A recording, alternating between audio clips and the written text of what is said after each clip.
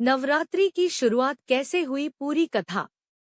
बहुत समय पहले की बात है, जब पृथ्वी पर अधर्म और अत्याचार बहुत बढ़ गया था। असुरों का राजा महिषासुर अत्यंत शक्तिशाली हो गया था। उसने कठोर तपस्या करके ब्रह्मा जी से वरदान प्राप्त कर लिया था कि कोई भी देवता या पुरुष उसे नहीं मार सकेगा। इस वरदान के कारण महिषासुर का अहंकार आसमान छूने लगा। उसने स्वर्ग पर आक्रमण कर दिया और इंद्रदेव सहित सभी देवताओं को पराजित कर दिया। देवता भयभीत होकर इधर-उधर छिपने लगे। चारों ओर अन्याय और अधर्म का राज हो गया। तब सभी देवता मिलकर भगवान विष्णु और भगवान शिव के पास गए और अपनी समस्या बताई।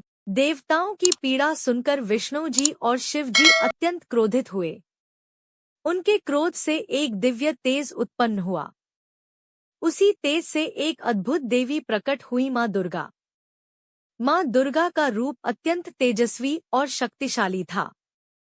उनके 10 हाथ थे और प्रत्येक हाथ में एक एक दिव्य अस्त्र था। सभी देवताओं ने उन्हें अपने अपने अस्त्र दिए। शिव जी, महिषासुर और माँ दुर्गा का युद्ध। जब महिषासुर को पता चला कि एक स्त्री उसे युद्ध के लिए चुनौती दे रही है, तो वह हंसने लगा। उसने माँ दुर्गा को कमजोर समझा, लेकिन उसे नहीं पता था कि यही उसकी सबसे बड़ी भूल थी। युद्ध शुरू हुआ। यह युद्ध 1 दिन या 2 दिन नहीं, बल्कि पूरे 9 दिनों और 9 रातों तक चला। पहले दिन माँ दुर्गा ने महिषासुर की सेना का विनाश किया।